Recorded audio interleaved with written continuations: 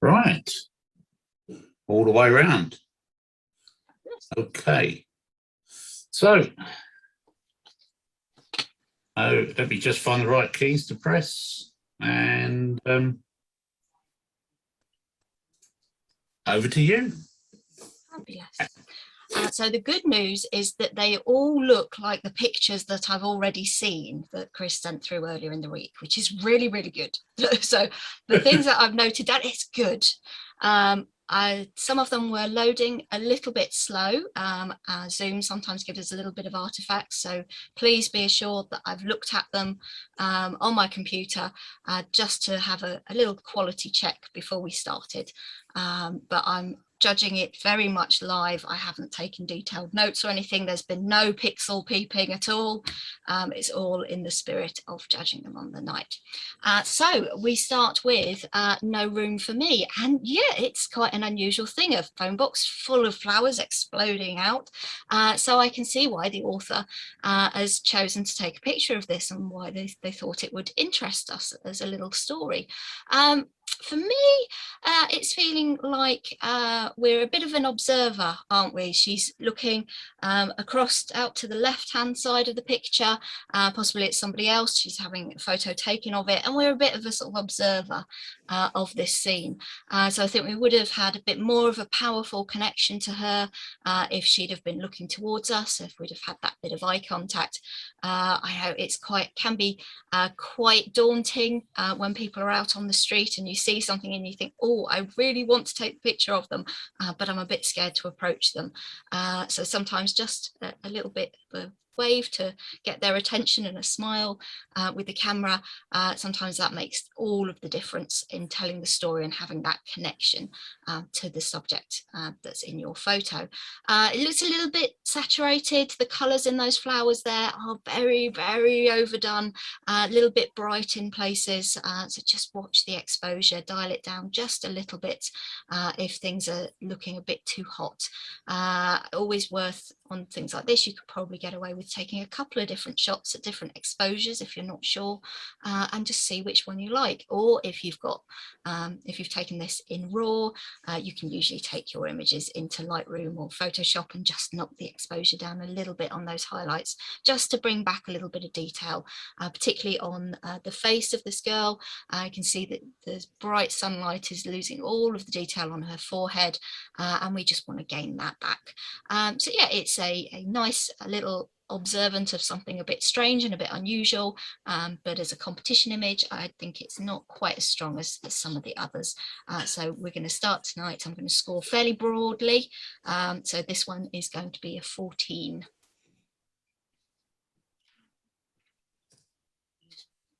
Okay. They should have moved on to the next one, but didn't. Anyway. All right. So figs. Oh, now our author here, with the still life like this, you're taking pictures of food and you want it to look appealing. And I think the author, despite it being in black and white, they've managed to bring across the texture and the sort of succulence of that fig in the foreground. So I think that's worked very well. They've taken time to consider how the figs have been put together, what the background is going to be, what the treatment is going to be. So it's a very, very considered piece of work. The exposure is working well. We haven't got too many bright spots. You've managed to contain it, but you've still got the full range of tones there. So we've got from the very dark in the center of the image all the way to the sort of glistening highlights on the fig in front. So our author here has been very, very considered, and I think it's a very nice piece of work. If I was to be being very picky on it, I would say perhaps that fig is quite low down into the image, so it draws our attention down the image. So maybe we could get away with just cropping a little bit off the top, just to bring our eye down a bit further. I don't think we need quite as much. If you got sort of a balance of what's below the fig and above the fig and had about the same amount on top and bottom, I think it would just help draw your eye down a little bit further. But that's very, very small criticism on it, because I do think that this is quite exquisite, the way that the author has put this together. So really really enjoying this one. That's going to be a hold back. We'll have a look at it at the end. Is that okay? That's all right. Yeah, I just pressed the key for it to do it, and it didn't do it. Right. So we have a breezy day. Luscantire, is it? I'm going to try and pronounce it. Yes, I enjoyed the way that the author has decided to leave in quite a bit of these grasses. We've got some nice shadows going on, giving it some texture to the image, and it does take up about a third of the picture. So you want to make sure that that foreground is leading us in and has enough detail to hold us and just lead us round. I'm enjoying the way that I can just sort of wander my way through these grasses, and I've got just those couple of people with a couple of dogs on the shore, just leading my eye perfectly on the third. Our horizon is just above the middle, just helping it a little bit more, and we've kept in all of that wonderful detail in the sky. It does look quite contrasty, which I think you've just about held it in enough. We've got detail in the background, in the hills, and a bit of recession going on there, a little bit of haze to give us that feeling that it is recessing into the distance, and yeah, I think it's a fairly decent landscape on that patch. It's one of those that hasn't got a huge amount of emotion in it. Often landscapes can transport us to a place and with the mood and the feeling, and I think with this one it's a very pleasant image, but it's not necessarily got the emotion or the drama that sometimes a really good landscape can have. So it's not going to be up in our top ones this evening, but I still think that it's a fairly decent picture, so it'll get a 16.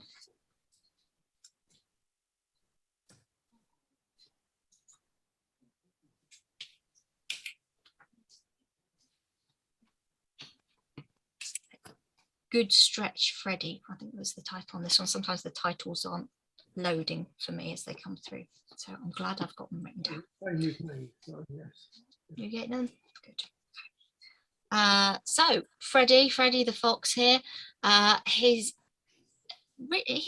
title with this being a good stretch, and when we're communicating through our title, we want our images to live up to the title and to be as obvious as they possibly can, because we look at images and we make our mind up on them in milliseconds, absolutely so quickly we don't even know that we're processing them. And in this one, it was only from the title that I really got that he was stretching.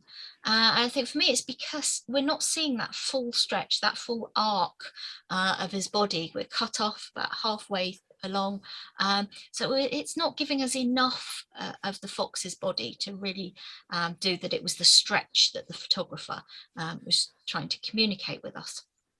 The quality with this one, I think it was the lighting that let you down, quite dark in those eye sockets, and I wonder whether we were maybe zoomed in a little bit too far, because the actual quality of the image just looks a little bit on the grainy, pixely side, possibly when it's been either cropped in or there's just not been the amount of information there for our camera to give us enough pixels in the image. So yeah, he's quite dark, a little bit of issues with the crop. I think your idea of having the stretch, you've kept his ears in, which is good. You couldn't do much about the busyness of the background because he's so close to it. But yes, it's that really the darkness of those eyes is the main thing with nature images. It's so important to have that connection with the subject, and it's really through the eyes that we connect. So you can have a lot more faults in your image if you've got that spot on, but I think this one, it just lets it down. So that one's going to be a 13.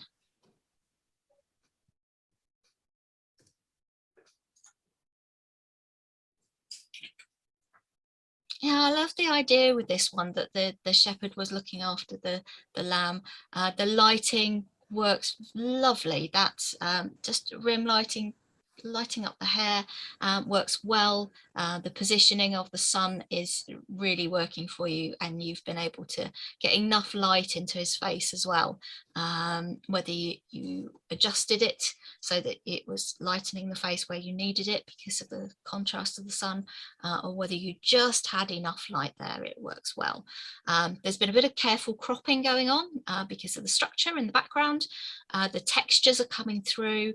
The black and white, I think, works well. It means we're not distracted by the colours in his clothing, and it means it's all about the textures between the texture of the wood in the background, things like the fabric on his beret. You can sort of feel what sort of that woolliness about it, which goes with the sheep, obviously the woolliness of the sheep itself, the lamb itself, and it means we're not distracted by the patterns in the clothing. So it's held together well, telling us a nice story. Again, not quite up there creatively with some of the others this evening, but it does tell a story, and I think it's been executed well. I particularly enjoyed the clarity on the hands, on the skin tones, and the way that you can see sort of the wrinkles in his hands has really been brought out. And I think actually the hand is a lot stronger than other parts of the image, and I'm enjoying that treatment. I think that would work. I think you almost needed a little bit more clarity and a bit more grit to it around the face, because the face actually feels quite soft compared to the hand and the sheep. It may just have been that the focus was slightly more on the sheep, but I think that treatment was working very well on his hand there. So that one's going to be a 16.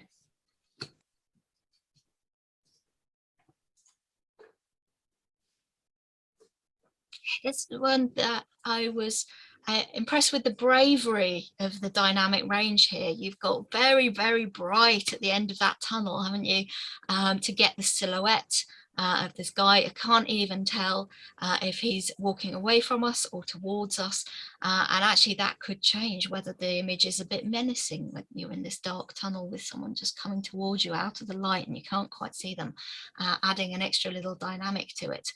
We've got quite a bit of light actually on the rims of the bicycles and on the wheels that's picked out in the metal, and that's worked quite well. But overall, I think the image is quite dark for my liking. I would have liked to have seen a little bit more texture, because where you've got the texture coming in on the floor, on the paving, and in the brickwork in the archway, it's really effective, and I think it just needed lifting just that little bit.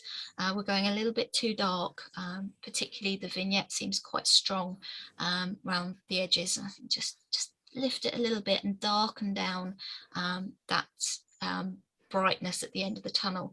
Happy with the lights. I think that works fine, but it's just so bright at the end.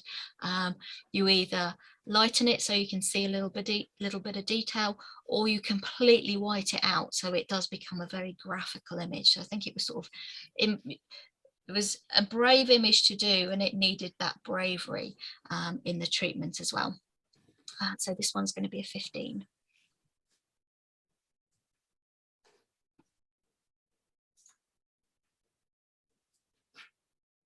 This author, it could so easily have gone wrong with these white flowers, couldn't it? You want to see the texture in the petals, and it could so easily have been overexposed, but the author has managed to contain it. So we've got that detail, they've got that sort of almost creaminess to them. We can tell the texture, we can tell that they're quite waxy flowers that goes with the sort of waxiness of the leaves, but there's enough detail there to give us an idea of that, which makes it more successful. It was fairly difficult when you've got a plant with so many leaves in the background, quite difficult to hold our eye. So although the flowers are in the lightest part of the image and they are pulling us towards it, it's not even going to be helped by changing your depth of field, because you've got so much going on behind them that we start to get lost in that, particularly where the light is coming through the leaves. I just start getting drawn out of the way. So well done on your exposure, well done on your positioning of it. It's over on to the side, giving us the space around, and it does feel like the composition is working well, but I think it's just the subject matter of this plant, I think, was quite difficult for you to succeed photographically with it. So well done on your trying it. In your exposure, it is working nicely, but I think it just doesn't hold us for very long. So that one's going to be a 15.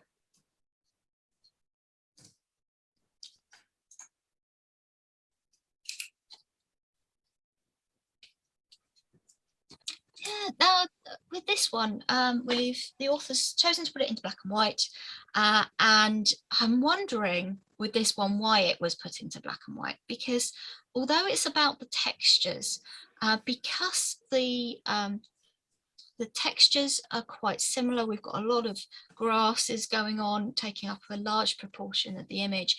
I think the colour probably would have helped us distinguish different parts of it.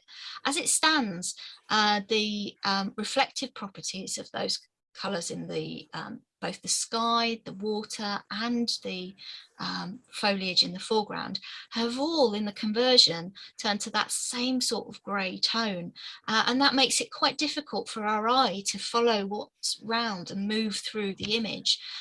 So I think in this one, either change the settings in while you're converting it so that you alter the luminosity of the different colours, so you change the blue to be darker on the sky compared to the green in the foreground, say, just to give it a bit of contrast and give it a bit of depth to the image. I'm also a bit worried. The river leads me through, but because of this bend and where those reeds are, I sort of want to get round the corner and I want to see where the reeds and the bridge is going across. I want to see what's up there, and I'm not finding it very satisfying as a landscape image. I can't go anywhere. I can't get across to it. Sort of partially being blocked by the foliage in the foreground, and just that bend I can't quite get through. So a number of things with this one where I think that there could be improvement.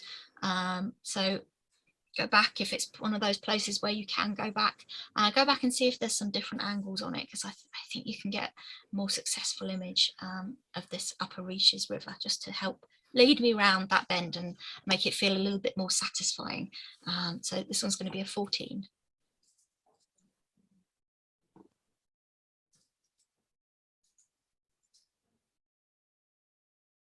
So I do a lot of theatre photography, as Chris would have seen from my website, and one of the key things about theatre work is getting their timing right. You've got to capture that action, and the author of this one has chosen this perfect moment, and we've got the ball just about to be caught, and all of the players are nice and distinct as well. We haven't got half a person anywhere.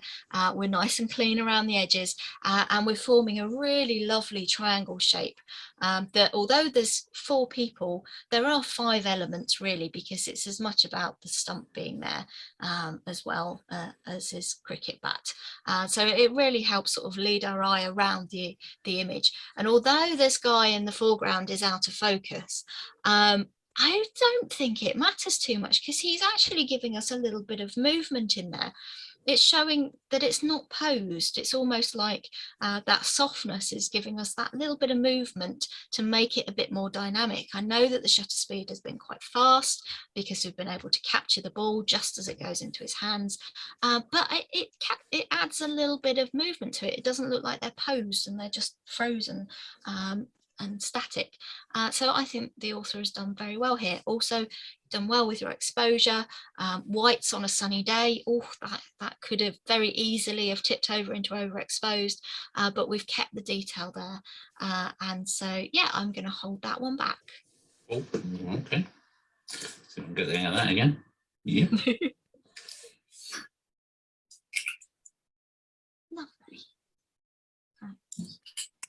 losing where I am here. This is 10 successful crested green. That's the one. Okay. So we've gone in close, and again I think we've cropped in a little bit too far and there's just not enough pixels there. Oh, it's such a shame. I really feel for you because your composition here is working really well. He's sitting on the third, he's got plenty of room to move into. We've caught the moment when he's caught the fish, and we've got that little splash of water as he's coming out. Great. But it's all about the detail in there, and I so feel for you, because you just needed to be a little bit closer with your lens so that you've got enough detail in those feathers, because we want to see the feathers, we want to see the plumage, and we want to see his eye and that little glint in the eye as he catches the fish. And that's really all that's letting it down here. So you've clearly got a good eye for what composition works, a good eye for the timing of it. You just need to get a little bit closer. So that one's going to be a 13.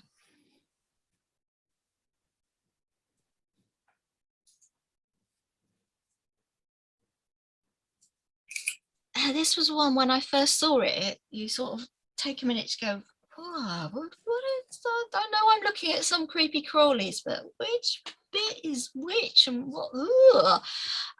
So thank you, author, for showing us a very close-up picture, a little glimpse into a different world that we don't inhabit all the time. We inhabit the same world, but we don't see it all the time. So that's always a nice thing as a camera club judge, to see something that you don't see all the time. And we've got a very glossy feeling to this, which works really well with the texture of the snail. You can feel the glossiness and the sort of gloopiness as it slides over. I mean, is this a flower maybe that it's sliding over? I'm not sure. And then we've got that little spider sitting on the top. Ooh, just a hint of the different ecosystems and species existing, coexisting in this little environment.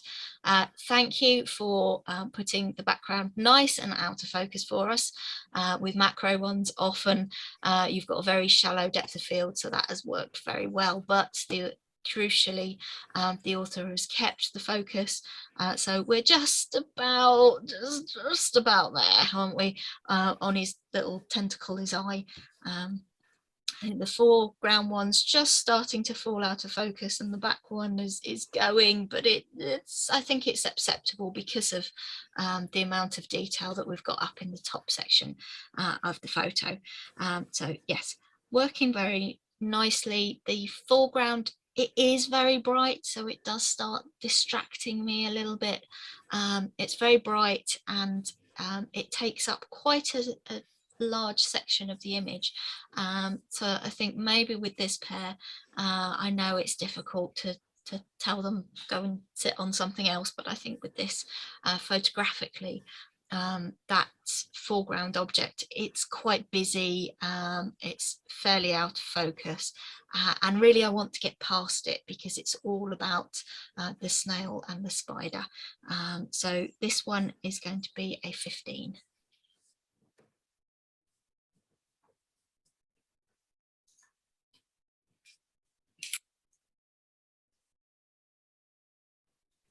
This I enjoyed the title that the author has put with this. It really made me think about the relationship between the guy and the tree, and that they were he wanted to hear the stories that this tree has heard over the years. So that intrigued me, and I did enjoy the way that the author has thought about that. The very, very, very tall pillar box crop to this works well to accentuate the tallness of the tree. I think personally we've got a little bit too much foreground. I don't think we needed quite as much. The leaves are interesting, they do add a little bit of colour to it, but I don't think we needed it as part of this story. And I think actually if we'd moved a bit further in with a wider lens and a bit closer, we probably would have accentuated the tallness of the tree as it moved up, which probably would have accentuated it, and would have got rid of this big branch up at the top that's just coming in. I think it's a part of another tree just coming in at that top left-hand corner. But once I saw that, all I could think about was that big branch, and whether it was, because it's disconnected from the tree, whether it was just going to fall on him at any second, and it really started distracting me. So I think sort of getting a bit closer, still keep the use a wide lens, so you're keeping the full majesty of this tree, but just getting a bit closer to give us more of that story. So that one is going to be a 15.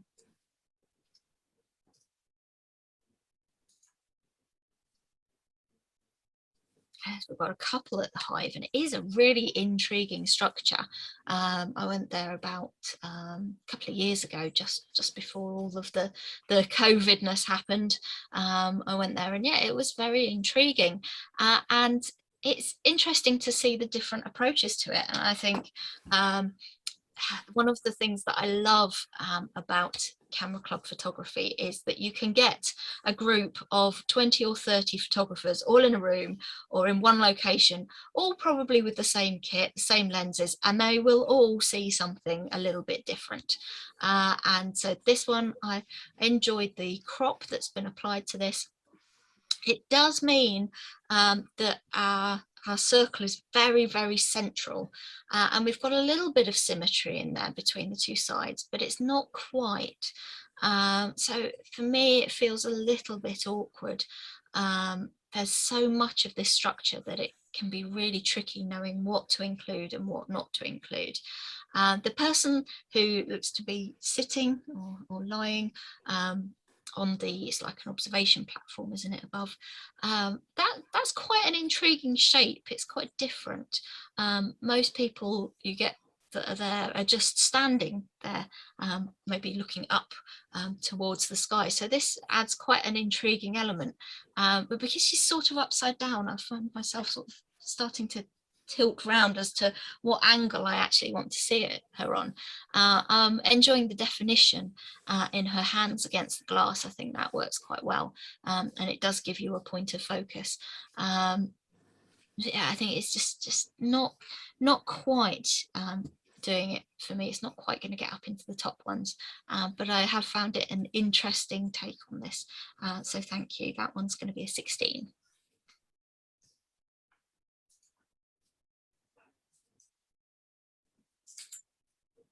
So I've also chosen to put this into a black and white landscape, and we've got a bit more of a dynamic range in this one than we have in one of the others, and that's working quite well. You've got quite a lot of brightness in the sky that just lifts it.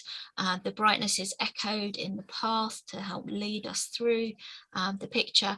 So I think the journey as a viewer in this image is working very well.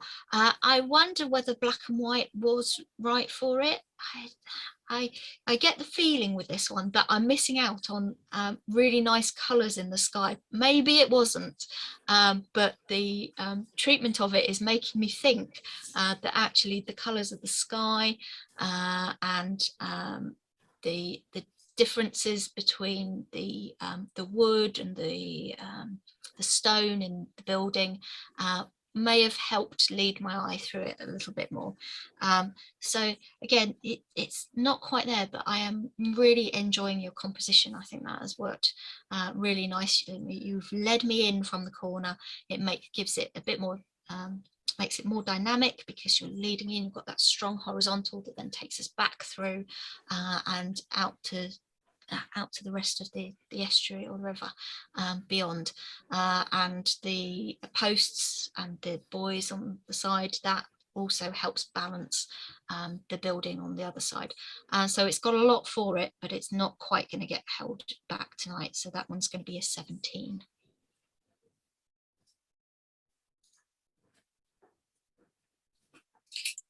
I really liked the tranquil feeling that the author has given this. That long exposure, smoothing out, or a composition of exposures, because we've got a real softness with the water, softness in the sky, but we have the detail in those birds. So I think it's really sort of emphasized the tranquility in it. It's very, very, very simple. And we've got another image that's quite similar coming up later. Oh, I have a cup of tea arriving. That's nice, isn't it? So reach across. Thank you. Oh, hot. It's good service though, isn't it? Yeah, we've got another one of these coming up later, and I think that this one is the stronger of the two images because of the pure simplicity of it. It takes a lot of very careful consideration and careful composition to pull off such a simple image. So thank you, author. I've really enjoyed this, so I will hold that one back.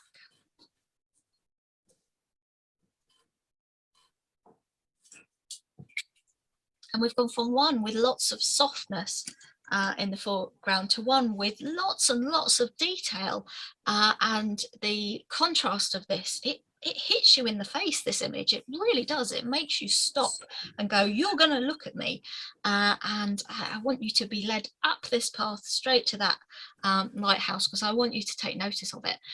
So well done, author. You've taken your leading line straight from the corners, which is lovely. They lead you up to the lighthouse, which is, it's in the middle, but it's kind of balanced by the poles, so I think that's worked well. It's perhaps a little bit too bright, maybe just knock it down a touch so it's not quite punching you in the face as much, and I mean that in the nicest way, that it's not quite as punchy as it is, because I think you could get away with just a little bit more atmosphere to it, just a tiny bit, but I did really enjoy your composition. I think this is very strong and striking. Your sky possibly, yeah, could have knocked it down just a little bit, but yeah, it's got all of the detail that you needed in there. If it had been a plain sky, it wouldn't have been balanced with the amount of detail in the foreground. So I think it's balanced it quite well. Your horizon has been very carefully placed. Potentially, could you have cropped a little bit off the top? Maybe just to bring it a bit further into the third, but you're off center, so it works. It's not feeling like it's a picture of two halves, and the detail and sharpness in this is very good as well. So I'm going to hold that one back as well.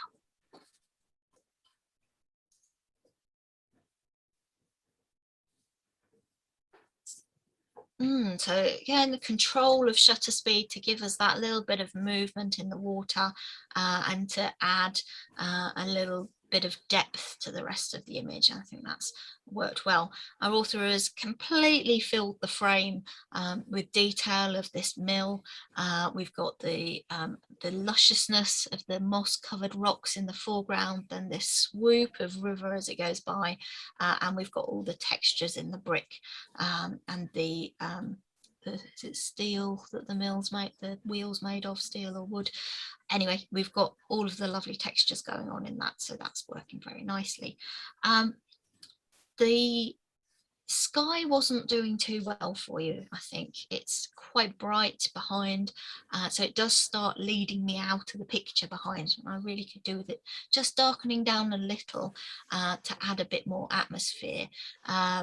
We've tried to give us more atmosphere with the movement in the water, and I think that that's working well, but overall it's just not got quite enough impact or atmosphere to it because of that fairly bland grey sky behind that's pretty bright. And just bring it down, think of the atmosphere that we're trying to create in the shots. And in fact, if you move past the mill, where we've got a little bit more leaf cover on the left hand side, it actually helps soften it a little bit, and I'm almost sort of trying to escape down the river a bit more, to find a more sheltered glade to hide in, to give me that bit of atmosphere. So enjoying your composition, enjoying the movement in the water. I think you've got just enough movement there, but just needed a bit more atmosphere. So that's a 16.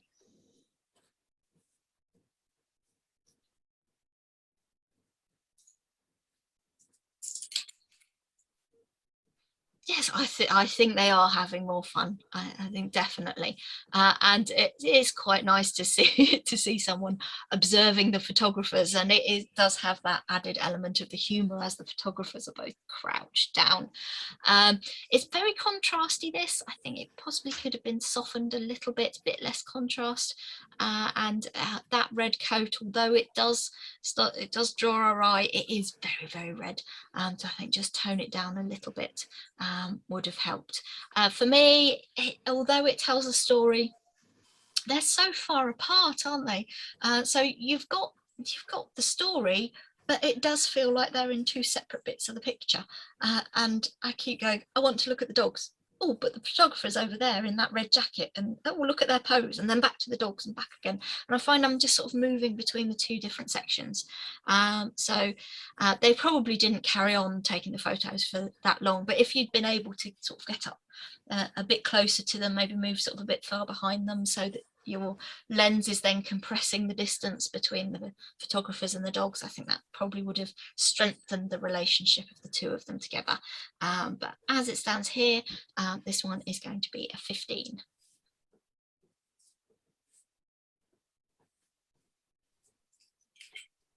Yeah, his personality really comes across, and it's that clarity and that texture, isn't it, in the hand and the beard. It's working so well.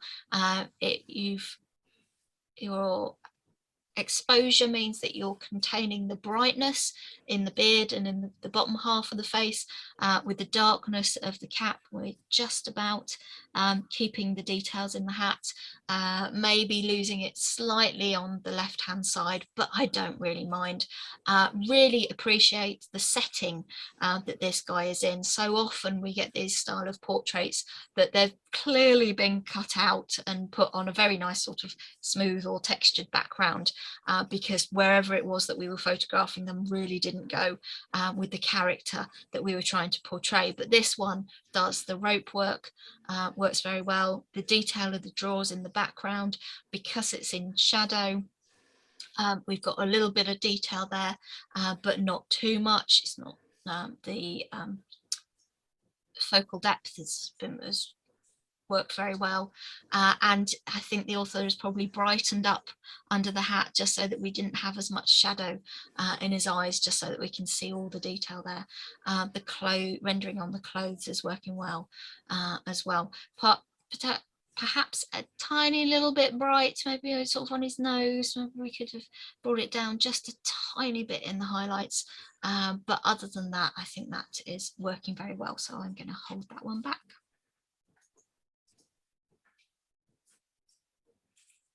Another very simple image, and with this one, again, I'm enjoying the textures. I think the black and white conversion on this does work well, and the gradation you've got in the background for the sky, because it's so plain, that in a way does work quite nicely. However, for me, that washing line, I really wanted to get down a little bit further so that we got a little bit of separation between the washing line and the ground. If it was just up into the sky there, we would have been able to see so much more detail with the washing line. And with your title being online, I want that to be the focus of it. I want to be able to see that. And then I think you could have got away with the simplicity of that sky, and just the small amount of subject matter in the bottom. I think you could have gotten away with it, but I just need to get down a little bit more. So not quite pulling it off. Quite brave to have such a clean sky and clear sky, but working, it does have an interest, and there's definitely the developing of a distinct style of image there, which I think is very good. So that one is going to be a 16.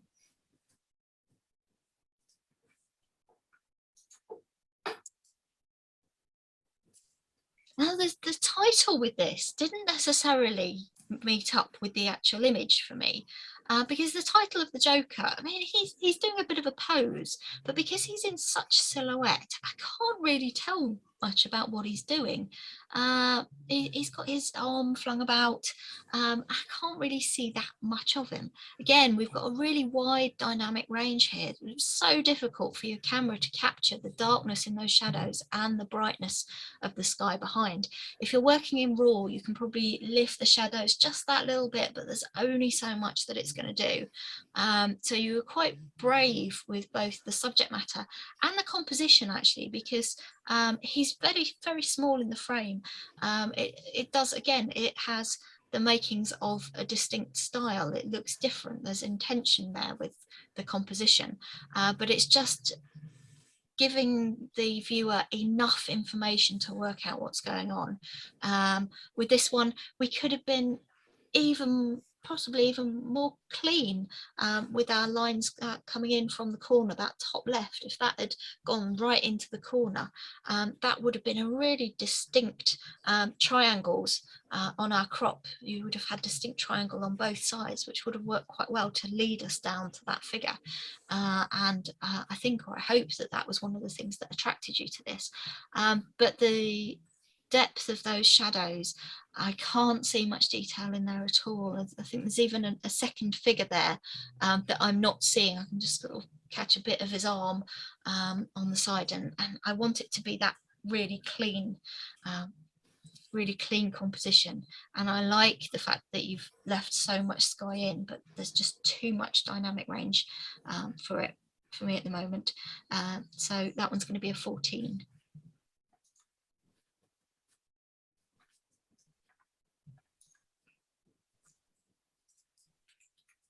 I really like the softness that's going on in this image.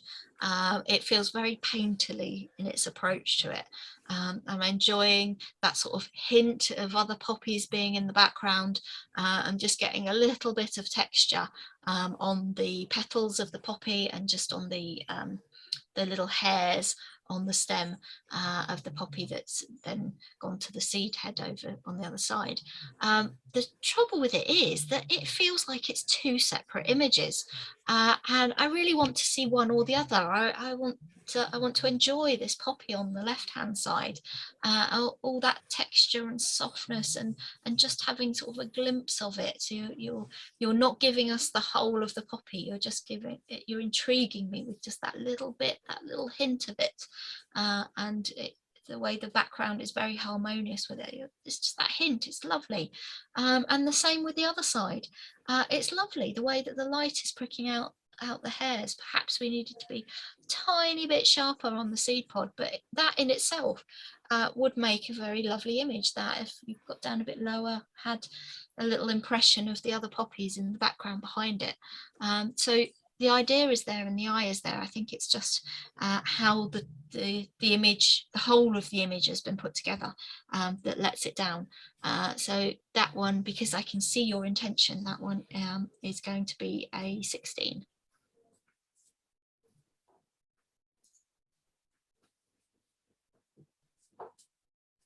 Another dark street scene, and this one we've got a little bit more detail going on in those shadows. The connection is there with this guy. You've titled it The Stare, and that works very, very well. He is looking straight at us with that sort of like, what are you doing? Why are you taking photos of me? You've waited for him to stand in just the right place. I'm enjoying the relationship we've got between the two posts and the different relative sizes within the picture of those two posts, and the extra bit of dynamic lead in that we've got from the paving. So that's working very nicely. We've got a very strong vignette, which I'm not sure if it needed to be quite as strong. I think maybe could have dialed it down a little bit too much. But again, the intention is working well, the composition is working well in this one, but it's just not quite pulling it off as much as it could be. So that one's going to be a 16.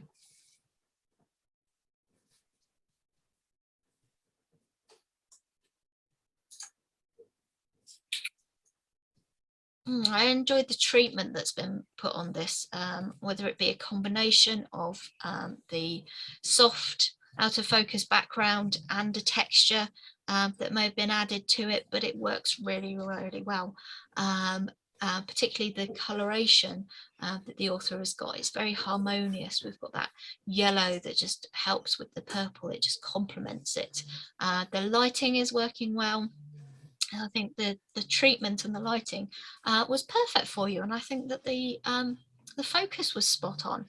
What I'm not sure is working quite as well is the other two teasels down at the bottom, because they're overlapping. It just makes it feel a bit cluttered compared to the rest of the image, and that's always the difficulty if you're taking pictures out in the field and you have to work with the composition that nature has given you, really.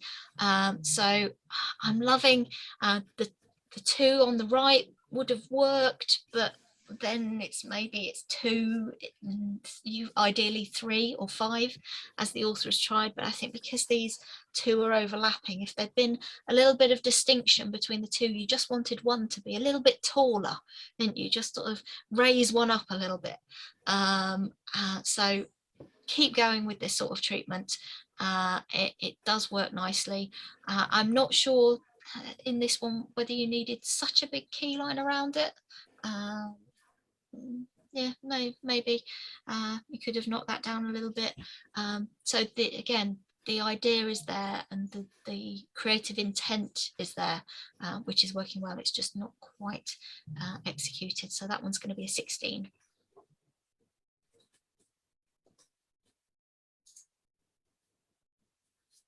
Forest floor, yes.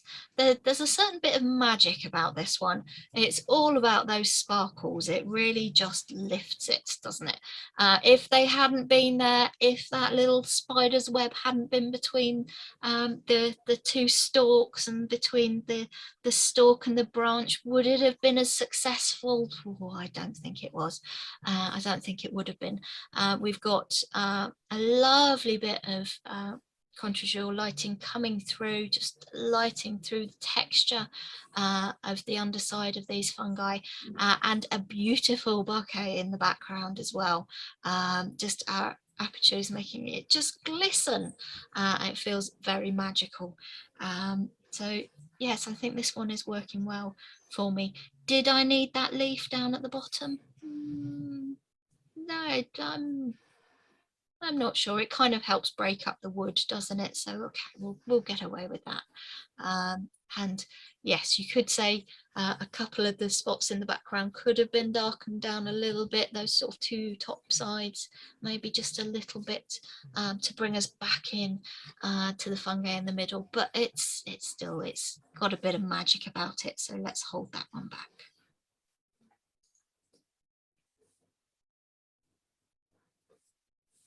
Care. He doesn't care. He's happy. He or she is happy. They've got their ball and they're just going to keep on running. Yeah, we've captured it. Pause aloft. So high shutter speed to freeze the action there with the ears flapping about and the paws off the ground. That is working well. The dog itself is very central in the frame. I think with this one, you could have gone to a portrait crop on it, and I think you didn't need the other sides at all. I think just bring it down because he's the main subject. He should be taking up the majority of the frame. We don't need these leaves around the edges, do we? We just want to see the wonderful dog in the middle. He's a little bit bright, particularly on his tennis ball, and a little bit of a highlight on the nose there. Just knock it down just slightly, particularly with the ground. I think if the ground had a little bit more, just knock it down a little bit, leave more brightness on the dog and just darken the rest down. I think that would have helped lift him from his surroundings, or her, I'm sorry. But yes, I think you've captured the expression well. You've frozen the moment, so that is working nicely, but just give us that as the focus, definitely. So that one is going to be a 16.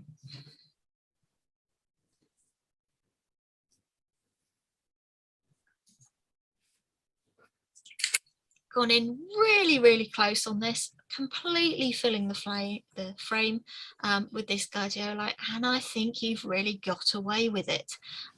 It can be very difficult whether we've got enough information to know what it is we're looking at, whether the actual texture of the petals themselves, whether there's enough there to hold our interest.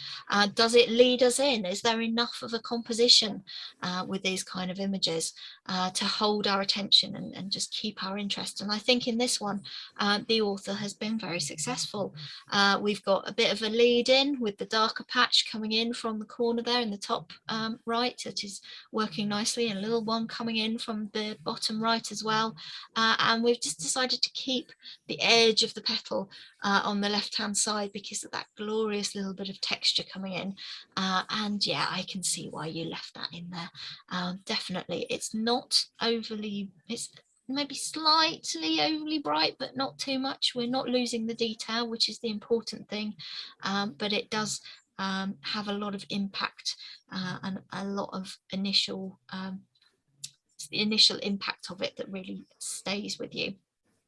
It's not going to hold my interest for too long, but it definitely does what it needs to do. So thank you.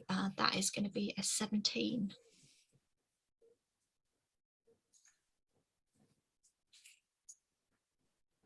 Now, this is another one where, although it's about the textures in this, the different texture of the ground and the hair around the feet, I wondered whether actually, because the tones are getting very similar in the hair and in the ground, that whether if this had been in colour, I'd have been able to see a bit more of the horse. I mean, I know that it's a horse. I can see enough that it's a horse, but I just wanted a little bit more information about it, I think, so that I didn't have to discover where the feet were. It's quite interesting just concentrating on the feet. That works well. Perhaps adjust your aperture so that you've got a shallower depth of field to really knock that background out of focus, where we've got the details coming in the top right. I think just tidy it up, and maybe actually the angle on it, you're looking down on the feet, try and get level with the feet and have sort of a foot perspective on the world.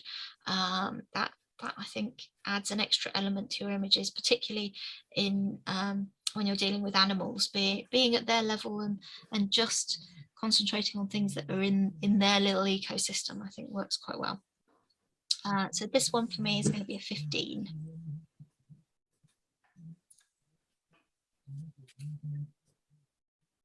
Firstly, I want to say well done on the treatment of this. You've really made it feel like that metallic chromeness of the buildings, and I think they're buildings because you've said that it's Broadgate, but really they're pretty abstract, aren't they? They could be sculptures, they could be just a very fancy piece of metalwork on some sculpture or strange installation, but it works very well, and I am enjoying the clarity and the contrast that you've applied to this. I think that's really good. Very plain sky works very well because you've got so much detail going on in the buildings. You don't want any distractions, so that worked well as well. The issue I'm having with it is it feels like it's two pictures. There's so much going on in the texture and the sort of abstract nature of this image that really there's too much for my brain to cope with, so try and simplify it even more. I think you've got a really good treatment and a really good eye for where the light is falling on these buildings to make them interesting and captivating, and I want that to come across in your images. So it's getting there, and I really applaud the treatment that you've added to it, but I think sort of slightly different angle, maybe simplify it, maybe turning it so that we had more triangles in the composition to lead our eye. If it was sectioned, if the buildings were sort of different sections and triangles within the picture, I think that would have been more successful. And sort of your leading lines, think of how it's coming in from the corners. We're not quite in the corner on that left hand corner. I think just have it leading you in and have your eye going somewhere, whereas at the moment I'm getting lost in it. So that one is going to be a 16.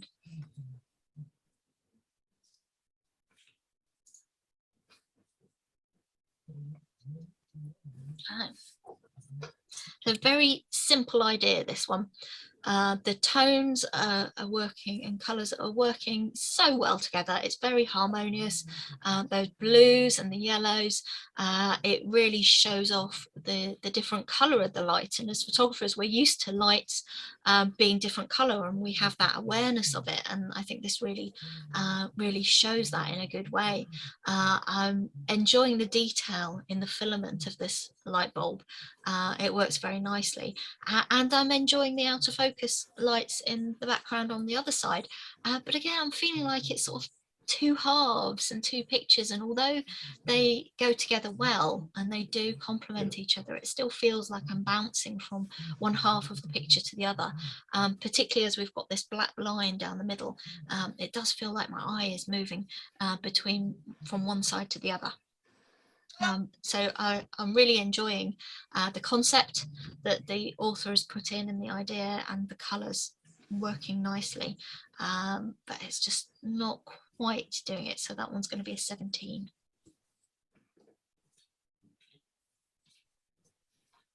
Right, last one before a quick 5-minute break. Okay. Yeah, again, this one, the title added to it. You'd already got a really good subject. He's working very well. He hasn't got eye contact with us, but I think in this case it didn't really matter. I think his focus was on the job at hand, so he's not going to take any notice of you because he's focused on what's going on, and he's very straight on in the middle. But again, I think that works with this sort of portrait. I think it works with the style of it. The sky is helping, leading us to him all the way around. It's helping, leading us in. So that is working well as well. A little bit of vignetting going on to help lead us into the middle, but not too much that it starts distracting me. Yeah, your depth of field is fine with him. Whether he was against that sky or whether you've placed him within that sky, it doesn't matter. It is working, and there's enough detail in there to make me believe it. So that's good. We've got texture in the clothes. The black and white conversion is working well as well. For me, maybe not quite as working quite as well as the ones that are in the top spots tonight, but it is still a very well executed image. So that one's going to be a 17. So this one, we've frozen the action with the little lifeguards are in a lie boat in midair, which is working quite well with all the spray coming up from it. I can see why we've positioned them in the middle, because you wanted to keep that wave, and you wanted to give enough for them to move into, but it does feel like they're right in the center, and I wonder whether a slightly different crop on it would have helped it hold our attention a little bit longer, but certainly captured it at the right shutter speed. So that one's going to be a 16.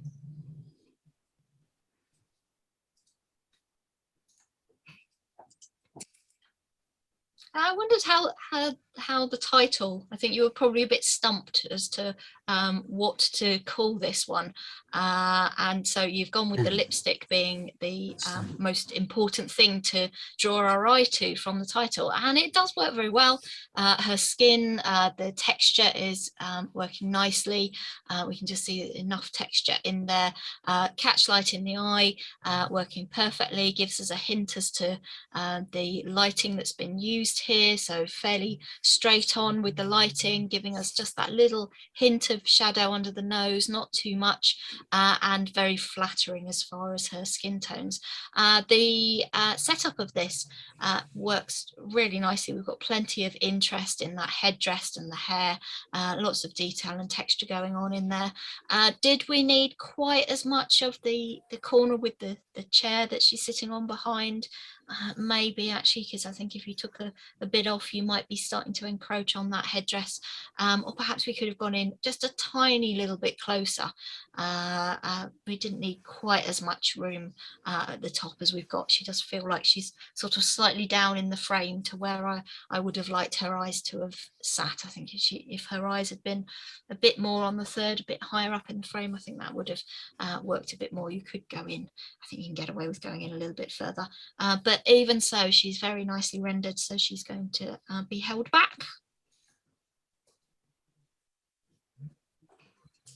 There's so much nostalgia with this image, it's just pouring out of it.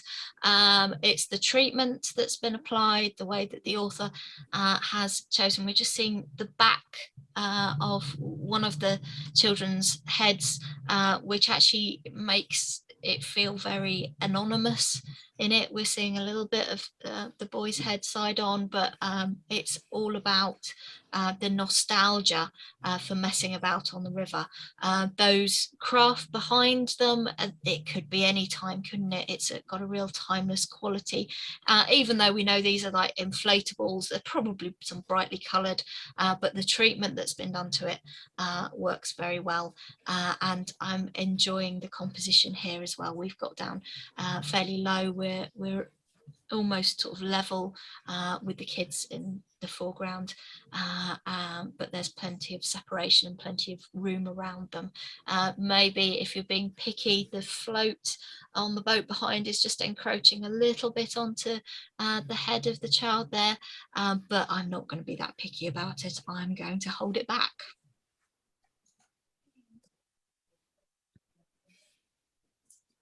Yeah, young robin, so not got the red plumage that we usually associate with them, but lots of detail coming in here. I think we just about had enough pixels with this one, just enough, just about. On the original, there are a few little bit of pixelations in the feathers, which I think possibly were cropped in, and you nearly got away with it, but yeah, not quite enough definition, but very, very close. For me, it's more that it's fairly busy actually, and the robin is quite small in the frame compared to the busyness of the background, and I don't really want to see, is it sort of a compost bin or something that's behind it? I think it's not really adding to the feel of this. So again, it's the getting down low but sort of turning round a bit. I mean, we've got the catchlight in the eye perfectly. The mouth is open, so we've got a little bit of action going on, but I think it's just that background, it's spoiling it a fair bit. So it's a good representation of the behavior, but I think we could do better with the background. But still well done for the rendering that you have got, because I know that it can be very, very tricky. So that one's going to be a 15.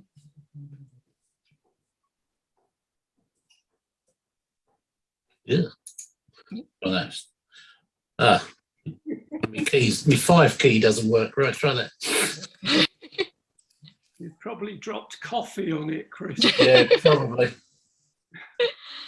So this one as well, this one we have the texture in the feathers on the wing, that's working nicely. It's very bright sunlight coming in from the right hand side, so the neck of this bird is very, very bright. I think we need to just tone it down a little. You were trying to get that balancing act between getting the detail in the shadows and the detail in the bright patches, which is always difficult. I'm quite enjoying the echoing of the neck with the branches, with the trunk of the tree behind, but really it's all on this right hand side. The photo's all about the bird, and I don't really need this path and things going round behind and a bit of the enclosure behind. Don't need any of that. Just get me over here where the interest is. So I think move a bit further round, try and get it a bit more central in the frame, so he's got that room to look into and room to move into, because it looks as if he's about to step out of the frame at any second. So that one's going to be a 14.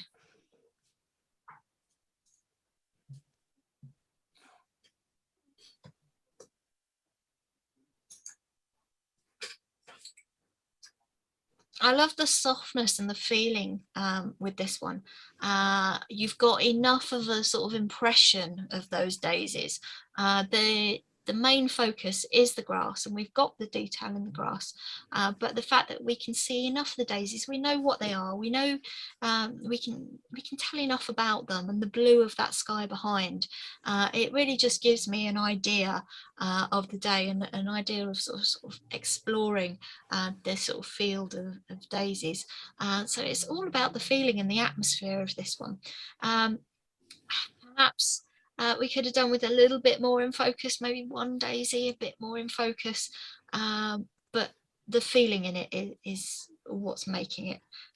So this one's going to be a 17.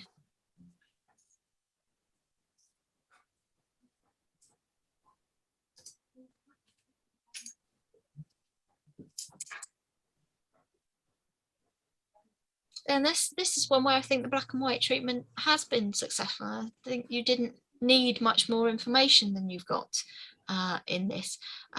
It is very much a photo of lots of different layers going on, which, although it can be quite striking, I tend after a while to find it a bit unsatisfying, because I don't really know which layer to land on. I haven't really got a way through, and because the jetty is the feature of the title, and probably should be a main focal point, because I sort of reached that straight away, and then I'm not really that bothered about the rest of the image. There's nothing for me to go to, nothing to continue that story onwards.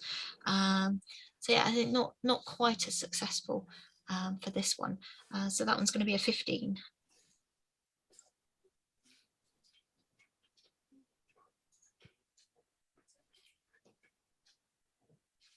Definitely feels like taking inspiration from the great surrealist painters here.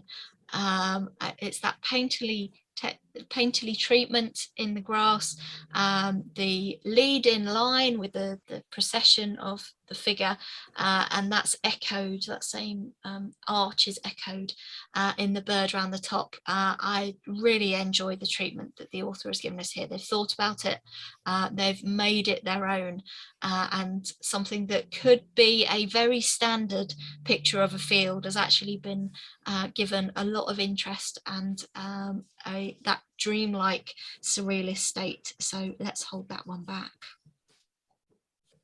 Sorry, what was that? Hold that one back. Thank you. Hoverfly, yep.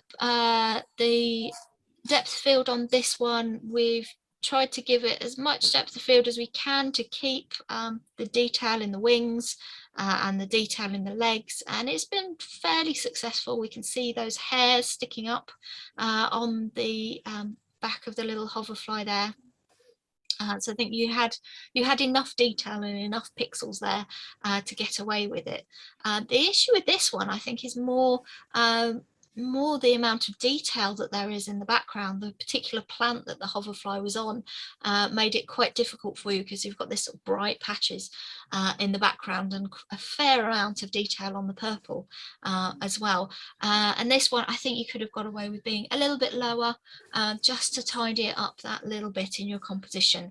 And as much as the leaf on the right hand side sort of helps frame him, I think the cleanness would have helped lift this a little bit higher, but still your focus is still pretty good on your hoverfly, and you've captured him with enough detail. So that one's going to be a 16.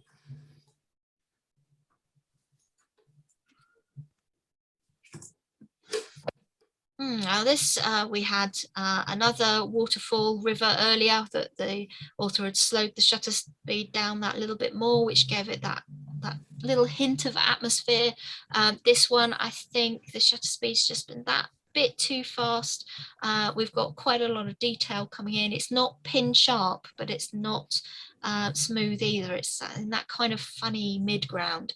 I think the key with ones like this is to take several different exposures, try the different shutter speeds and see what works for the water at the time, because water moves at different paces. So sometimes you need a slightly longer shutter speed than others. It feels a bit like a picture of two halves. We've got quite a static building and ruins in the top, which, although it's intriguing, I can't actually get across there because I've got this sort of torrent of water coming through the middle. So yeah, it's not quite hanging together enough for me. So that one's going to be a 15.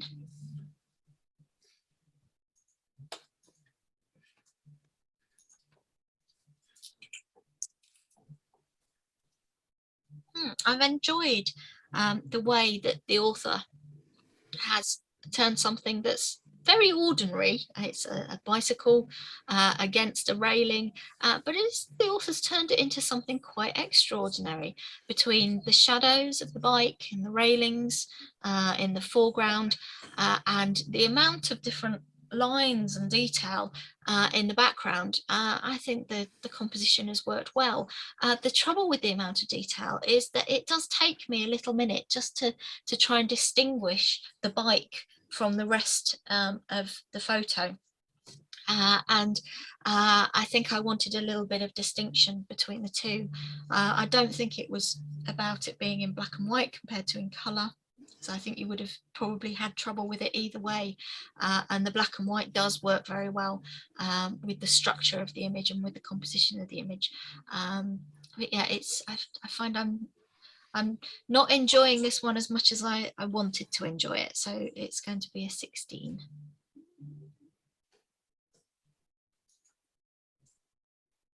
This one, there's a certain amount of humor about this chipmunk. It did make me smile when I first saw it. I enjoyed the way just sort of his back legs just sort of spread out and like, it's been a long day, I'm just going to sit here for a minute. So yeah, that worked quite well.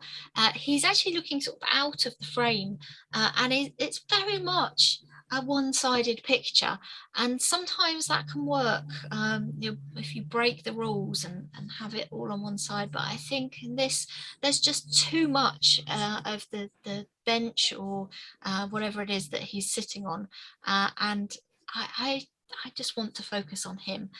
So I think get across, get him as your main focal point, because he's got so much humor in there.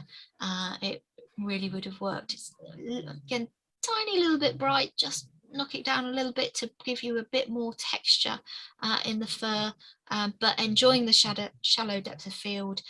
You did need a shallow depth of field for him to get rid of all of that background, but just want him, a bit more of him. So he's going to be a 16.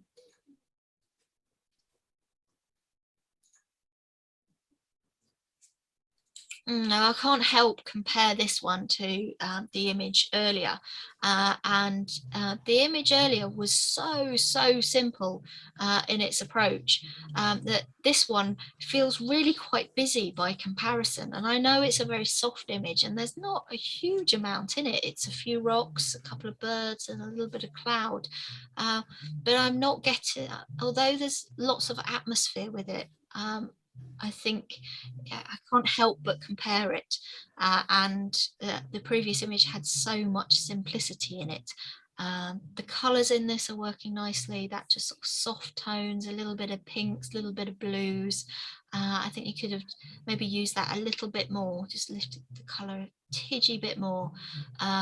That I can't help but compare it. So this one's not quite going to get held back. The birds, the separation of the birds in the previous one worked really well. This one, because we've got the two that's sort of overlapping, it's not quite as distinct and not quite as simple in its approach.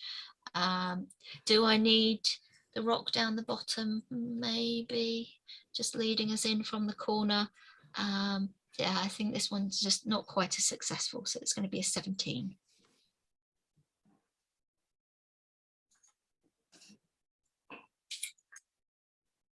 This is quite a similar approach to the first image we saw, that it's a fairly unusual thing happening, that covered in ivy. The author has spotted it and thought, oh, that's a bit interesting. I shall take a photo of that. And yeah, it works well to some degree as a record of the sculpture in this little garden. But what is the author bringing to the photo? How much is the author giving us a different viewpoint on this? And I think this is a very sort of static shot, that it feels like you were walking along the path and you spied this and you took the picture. And just that extra bit of thought on the composition and the treatment can help bring these sort of sculptures or public artworks to life, and gardens to life. And the lighting wasn't doing any great favors for you. It's fairly bland on those leaves. A lot of them are just catching the light, so we can't see as much detail. Maybe a polarizer on it would have helped, depending on the direction of the light. And he's actually looking, he's fairly central, and he's looking out to the left hand side of the picture. And I think, again, if we'd have just cropped in a bit further, I don't think you needed quite as much leaves either at the bottom or on the right hand side. Then you probably would have got him sort of wistfully looking towards the path, and that may have balanced it a little bit more. But as it stands, that one's going to be a 14.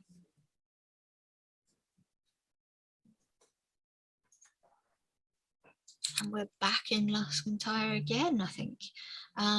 Yes, this beach with the water leading us through the picture, but this time, whereas before we had that couple walking and dog walkers on the beach, here we haven't really got anything once we get to the end of that journey along that water-filled bit to the side of the sandbank, the river there. It just sort of leads us out to sea, and it all feels very distant.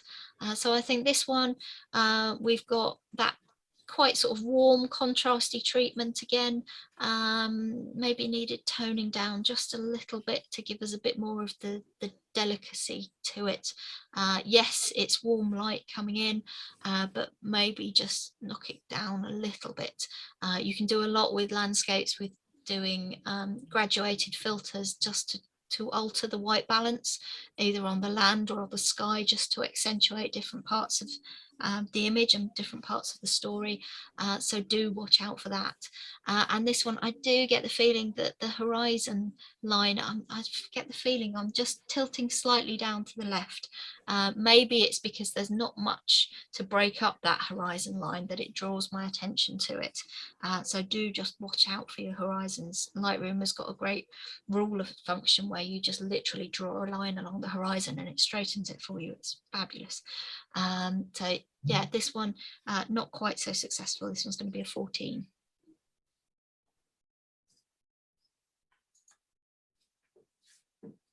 The simplicity and the softness of this is working very well. I'm enjoying the soft depth of field that we've got, the harmonious colours in the background, the fact that we just get a hint of the next flower on the same bluebell stem.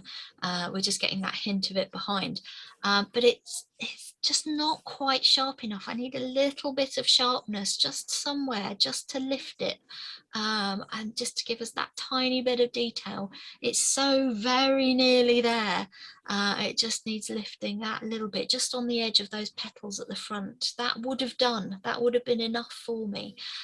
So I'm enjoying the atmosphere that you've created, and enjoying the shallowness of the depth of field, but I just wanted a little bit more. So that one's going to be a 16.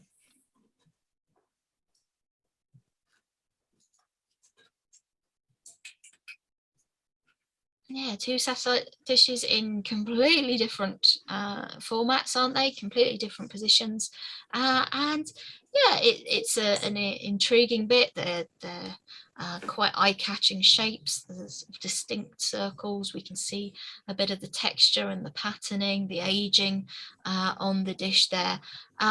It does feel a bit. Now, forgive me, but I'm going to compare this satellite dish to a person, and at the moment this person's face, the satellite dish's face, is looking out of the picture to the right hand side, and again I just want it to be into the middle. If it was the opposite way around, I know you couldn't get out there and move satellite dishes, I know, but if it was looking into the picture and then you'd got the second dish to the side, it would have felt more balanced. Whereas the way that it's pointing out of frame, I immediately go out with it. And actually I want to see some of the structure of the other dish on the other side as well. So yeah, it's an interesting record of the dishes, and interesting to see the agedness of the dishes themselves. But it's just that composition there. So that's a 16.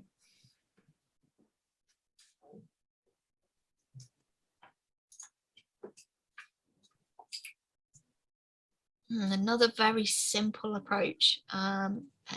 Putting this into monochrome has meant that we're just looking at those textures.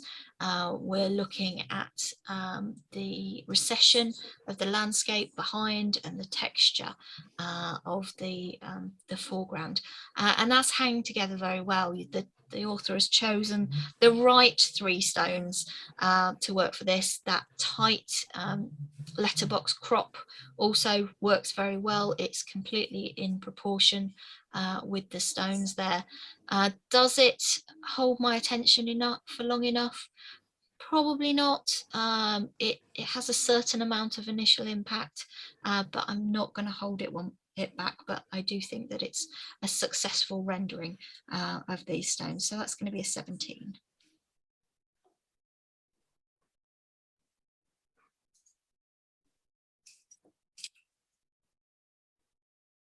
I quite like the sort of treatment of this. There's another slightly surreal quality to it. I don't know if it's the people that are standing in the background. You can't see their faces, they're very anonymous, but they give our eyes something to go to, and I think that's working very well. The amount of sky was just the right amount. The people are positioned in just the right position, and the fence is leading us to them directly very, very well. But does it keep us for more than that? Do we need the amount of landscape on both sides, or would it have been better on a bit of a tighter crop, maybe a portrait crop, just to have that middle section? Because the grasses on the right in particularly, they're quite messy and they get quite intrusive in the story, and I really just want to concentrate on the story of this long and winding fence. I think that's been rendered very well. The lighting worked very nicely on it, and the colours feel very fresh and vibrant. I think that's working well. I just think there's maybe a little bit too much going on. So that one's going to be a 17.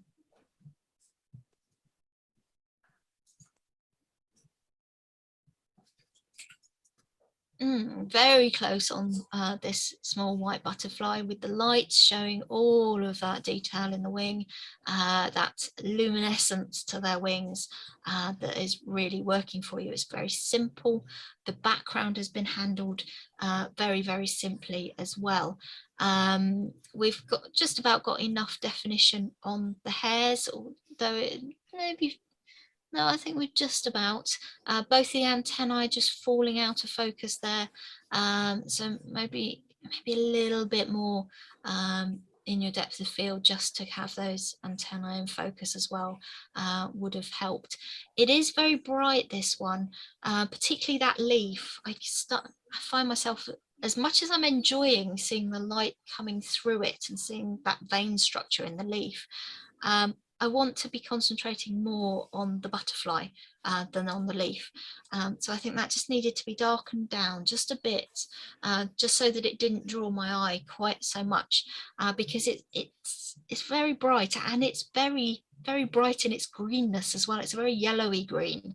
So I think just maybe change the tone of that green just slightly, so it's not quite as intrusive on the butterfly itself. But still a very good effort, and lots of detail going on in the little hairs there. So that is to be applauded. That's going to be a 17.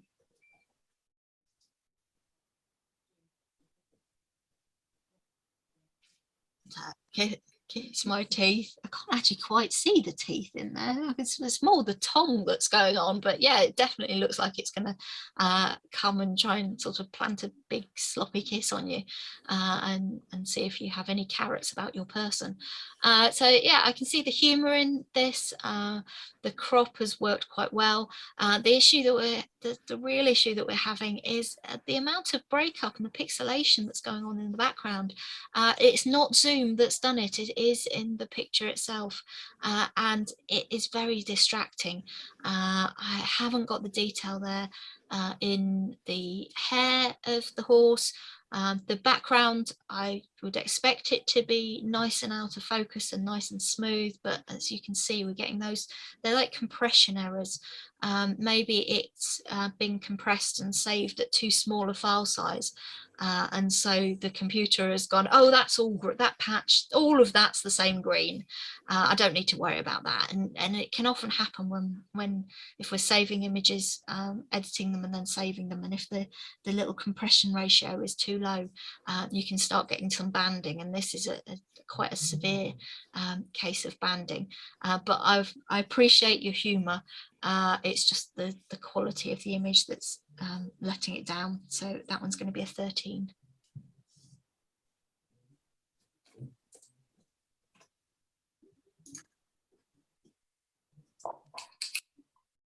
So this, we're quite low light. The author has done quite well in getting enough light on the subject here. The tones within the picture are working quite harmoniously. That sort of teal green and the pink, along with the skin tones and the browns, makes it hang together quite well. She does look like she's had some smoothing applied, possibly because if it was quite low light, if the ISO was quite high and it was quite grainy, and we've added a little bit of noise reduction to it, it can make people look a little bit plasticky if it goes too far. And I think with this one, I can see the idea that the author has done. You've enjoyed the fact that she stands out among the rest of the crowd. The guy doesn't necessarily work as well for me. I think if it was just the girls, I think that probably would have been a bit stronger. And maybe actually you could take off the whole of the left-hand third to make her more of a focal point within the picture, and then have the two girls behind, so you've got that triangle for your eye to move across. That would have helped, and we might not have taken as much notice of the back of the head of this person in the foreground, but as it stands, it's going to be a 15.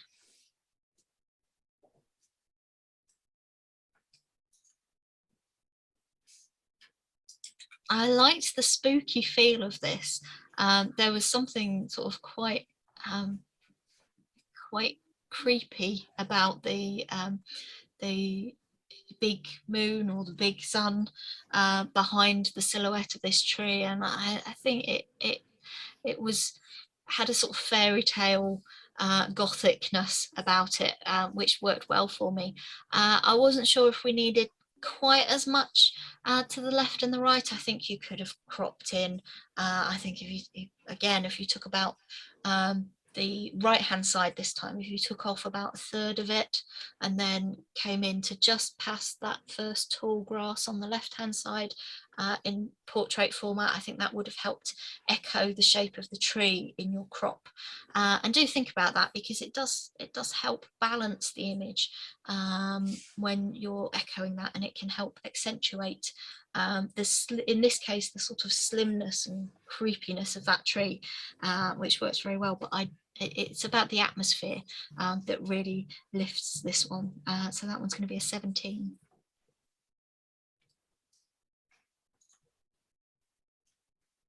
This one's got a lot of atmosphere too. I did enjoy the way that the colour in the beach huts really pops out. You've got that gorgeous warm light and a slower exposure to give us a little bit of softness on the waves. I think probably could have got away with a little bit longer on the exposure, just to make it even softer on the waves and give us a bit of the tranquil feeling. It does feel like those beach huts are right in the centre of the image. We've got about the same amount of sky as we have sea, and I wonder whether cropping that down, did you need the amount of sea at the bottom? Maybe if you cut it across the bottom where that wave is just coming in on the left hand side, then you would have had a distinct anchor point to just sort of pull us in and pull us along that wave. So I think there's definitely well done on your treatment here. Enjoying the clarity and enjoying the way that those beach huts just sort of pop out against the warmness of the rest of the image without them feeling like they've been overwarmed in the white balance. So again, I think there's a lot of potential here and a lot of very good points about this image. So it's going to be a 17.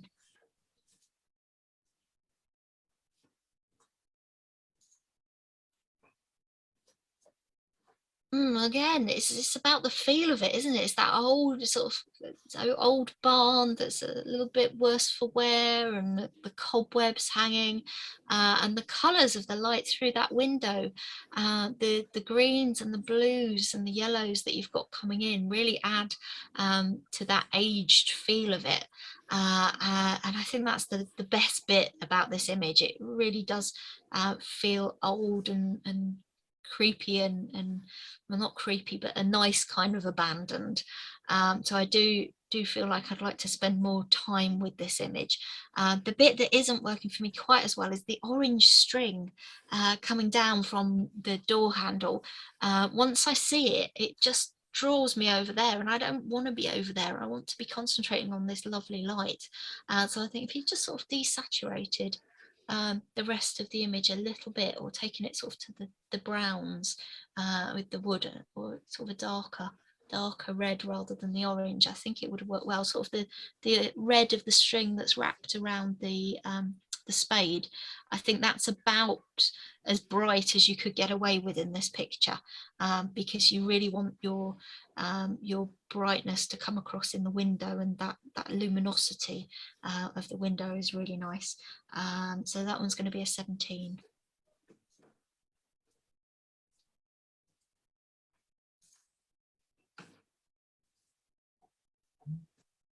This one I think was a good candidate for mono. It emphasizes the structure of the wood and the jetty, but for me it feels a bit one-sided. Again, we've got quite a bright area on the left hand side, and it starts drawing me away, rather than me meandering along this jetty out to the post in the sea. I find that I'm sort of getting about halfway, and then I'm going, ooh, it's a bit bright over there, and my eye just goes straight out to that left hand side.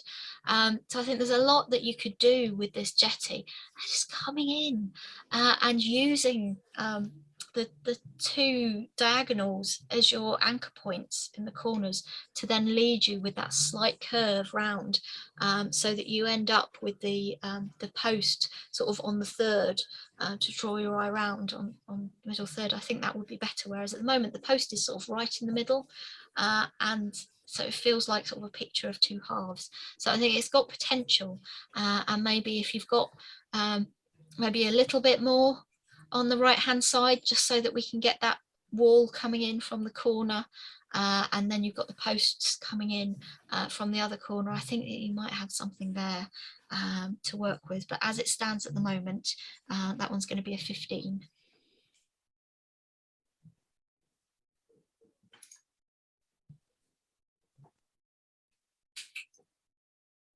I can see why this is something that caught your eye. It's the carving or casting on the wall, and it's all about the textures and seeing those sort of notches where it's all been either carved out or how the carving that it was then cast from has affected the material. But I do find myself thinking, other than putting it into black and white, what has this author brought to the party? Much like our other one, what are you bringing? What are we showing here? And I think that the coldness and the contrastiness, if that's a word, the contrast of the image doesn't necessarily help the story, because the story is actually quite soft. It's sort of sitting at the table and collecting something from the garden, and the treatment that the author's brought to it isn't reflecting the story that's going on in it. So yeah, I think there's more that you could bring to this image. So that's a 14.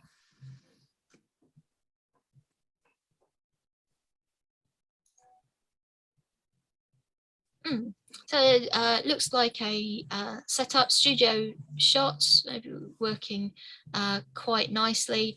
The rendering of the skin tone, she looks a little bit on the yellowy side, but I'm not too worried about that. To get the skirt lifting, I think that was a good touch, and the positioning of the legs is okay.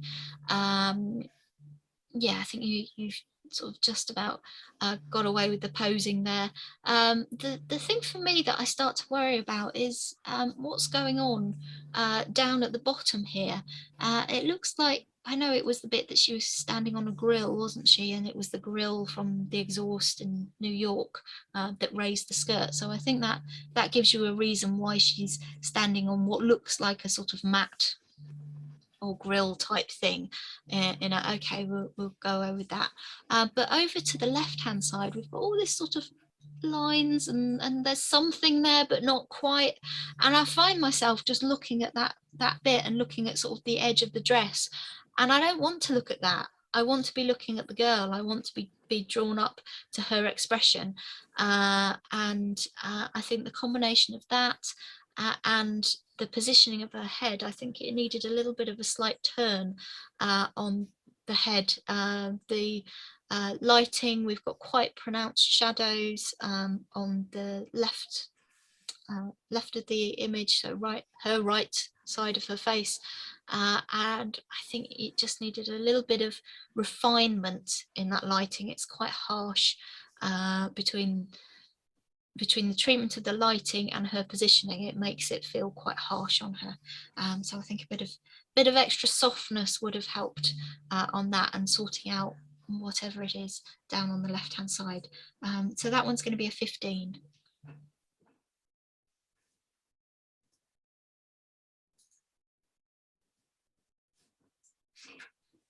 This one, we've gone for that wide letterbox crop to try and keep the kayaker or canoeist down in the corner there, and the crop I think has worked fairly well.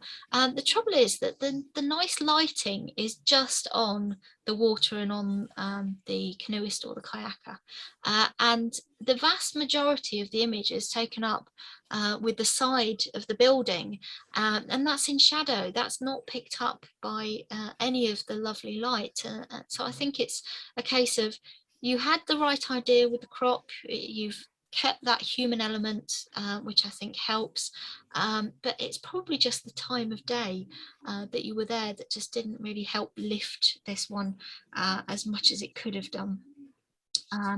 So we're getting a fair bit of noise where we've tried to lift the shadow in the building, so it's getting a little bit of noise in there, and I think just sort of a different time of day would add a bit more atmosphere to this one. So that one's going to be a 15.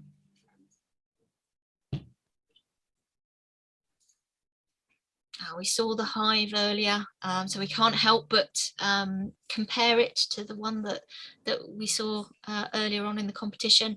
And this author has chosen just to give us these semicircles of the detail of the hive. The observation bit in the middle, perhaps there wasn't anybody standing there at the time and they felt, oh, it's a bit bright. So I'll just give you the detail of the structure itself. And it's difficult, you're looking up at it. So we're underneath this structure, and so we're not getting much definition from the light. It's all very softened and subdued, so it's not giving us any drama on the detail here. And because the light patch is over on the right hand side, I'm finding it's just sort of drawing my eye over there, and it's not satisfying me. There's nothing there for my eye to go to. I just fall out of the picture. So although it's a good representation of the structure of this sculpture, I think it needed something else, and that human element gave our eye something to look at in the other image. So this one's going to be a 14.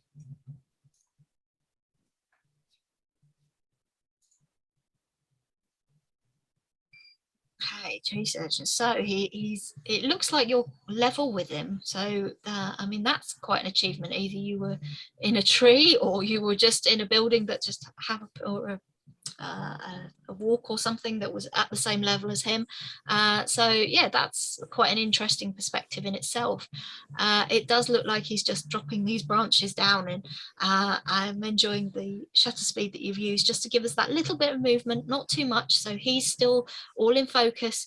We've got the little bit of movement on his hand, bit of movement in the branch, and it does add an extra element to it, which worked.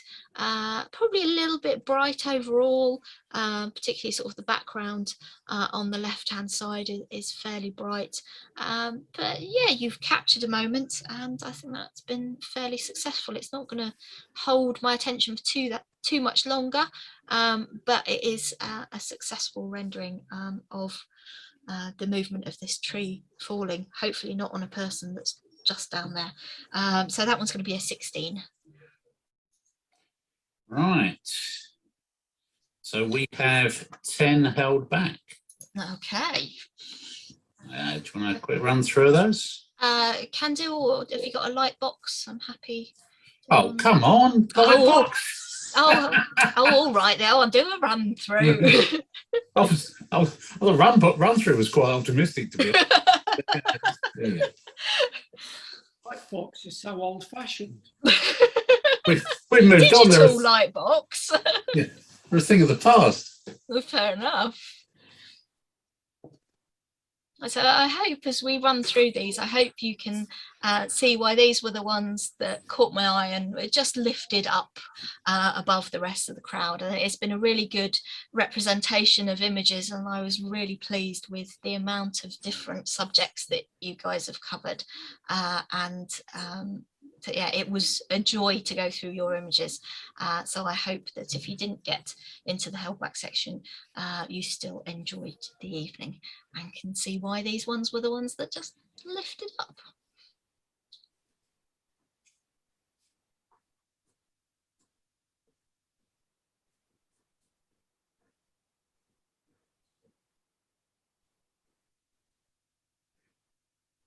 Okay. Okay, so we'll go through and we'll score all of them rather than keeping you in more anticipation any more than you need to.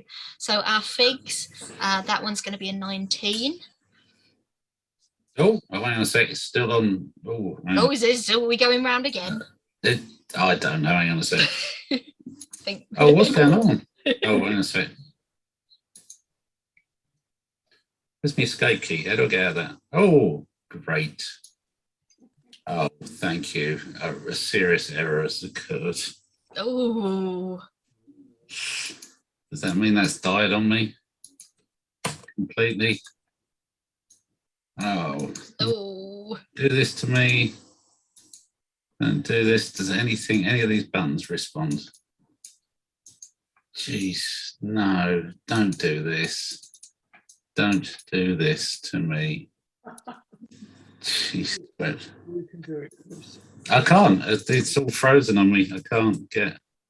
I'm desperately trying not to kill the program because I don't want to lose all the scores like I've got them written down. I think. If it helps, I have the images to hand, so I can Right, let me just. show you if you. I'm gonna close this down. It just died on me in the middle. I can't actually. Oh, here we go. Task manager, my old friend. What are you going to do for me? I've got two. Oh, okay. Let's switch to. No. Switch to. No. Oh, I've got a dialogue box up here I can't get rid of. Oh. Oh.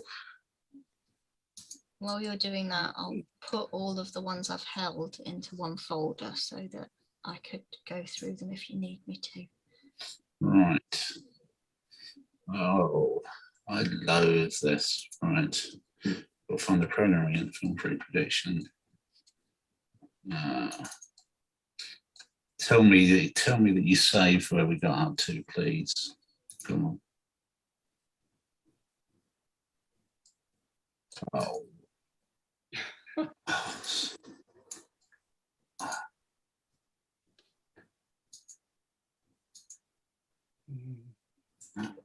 We have had this before, Cat, and it did mean a whole reboot of the system. So. Oh. Yeah.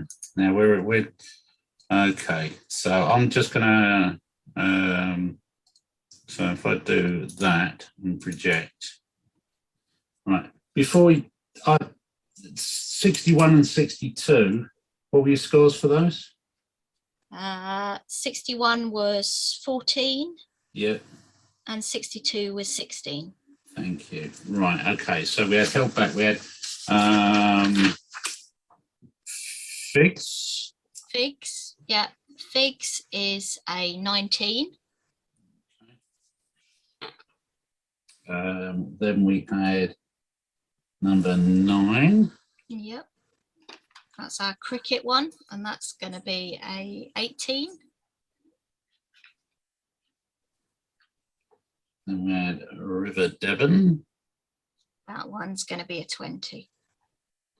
Gorgeous feeling of tranquility in that one. Thank you. Right. Really River enjoyed Devon it. was 20. Haysborough Lighthouse was a That one's going to be a 19. 19, yeah. Then the Rancher. That one's going to be a 19. Okay. I'm a generous judge. Fungi Forest Floor. That one's going to be a 19. Cool. Right, and 33. That one's going to be a 18. And Messing About on the River. That one's going to be a 19. Yeah. And I think that's it, isn't it? One more. What one you got? Oh yeah, sorry, there's a scribble in the middle. Number 39. 39. I'm glad you're keeping track. And that one's going to be a 20. Cool. Gorgeous idea. Thank you very much. So, unfortunately, we lost all the scores. Luckily, I'll have to type them all in. That's another great job I'm going to have to do. So, just to say who the 20s were. The 20s were this one, which is by Dream of Freedom from Lockdown by Paul Major. Well done, Paul. And then we've got River Devon by Marie King. That's absolutely gorgeous, isn't it? It is lovely. Yeah. And then on the 19s, we have Haysborough Lighthouse by Paul Simkin. I love that. I think that's a great shot. Yeah, that's very well. Joe Cleal and his Figs. That's The Rancher. That's by me. Well done. That's actually in the wilds west of Kent. There's a western town in Kent. Okay. Oh, Oh, it was the the backdrop. It was the supporting cast that made Yeah, it work for it me. is all real. They've built it completely. Fungi Forest Floor. This is by Heather Clark. This also got a 19. And then we get to Messing About in the River by Joe Clear, which also got a 19. And then the 2 18s were this one by Rosie McGonigal. You say it McMonigal? Yeah, so I keep saying the wrong. Well done, Rosie. Well done, Rosie. Well done, Rosie. This one from Graham. Right. Stop sharing. It was a really good selection. That top selection were all very close. So well done to everyone. It's good. Wow. Well done, everyone. Yeah, well done to all those who did it. I will type up the score sheet. We'll type up the score sheet, and it will appear in the newsletter. Sorry about the technical issue that it crashed just at the end. Marvelous, love it. One of my favourite things, film-free projection. Oh, It's getting to the stage where I might just write my own software. wow. Right. We use Dicentra, and we've found that that's been fairly reliable. Licentia.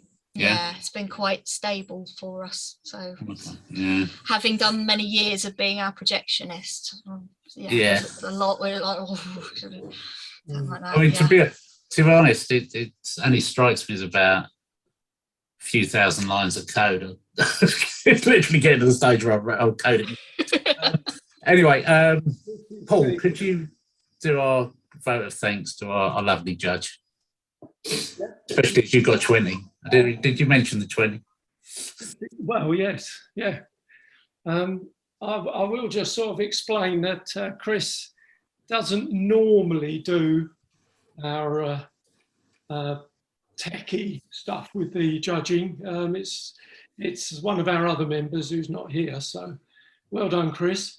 And yeah, thank you very much, Cat. It's been brilliant. I do like, I've never heard of the term pixel peeping, and you didn't pixel peep beforehand, so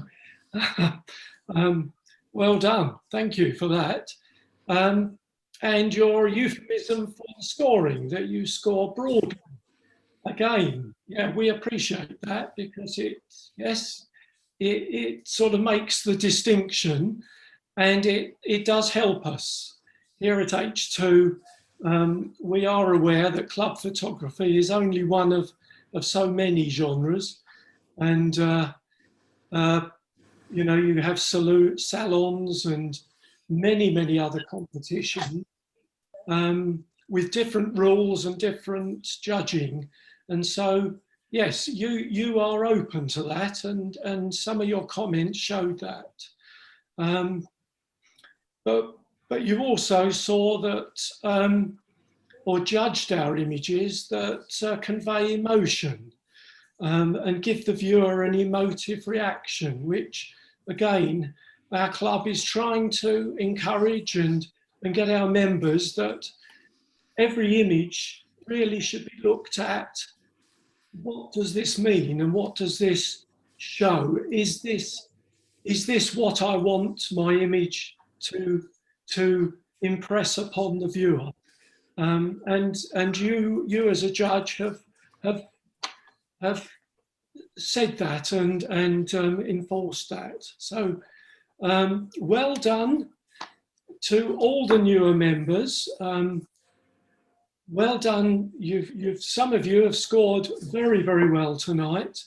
Well done to the high scorers. Thank you to Cat. Excellent judging, constructive and helpful, especially with compositional.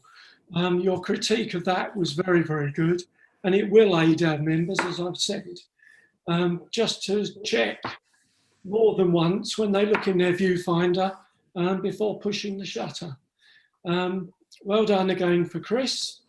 Yeah, shame it just went wrong right at the end, but obviously we won't let Jeff know that. And so can I just ask for a lovely large virtual applause for Cat? Huge thanks from us. Thank you. Thank you. It's been a joy to comment on your images, and thank you for the very lovely feedback and the thank you. Thank you. It's my Thanks pleasure. very much. Yeah, thanks from me, Kat, as well. Just remains for me to say that next week, I know we're supposed to alternate Zoom and in the hall, but next week is another Zoom meeting. I know we're supposed to alternate. Any complaints, you can be program secretary. So next week we have, because it is actually portrait, our theme at the moment is portraits. And so we have a talk by Lee Sutton on portraits. So hopefully that should be interesting. Other than that, all that leaves for me to do is to switch off the recording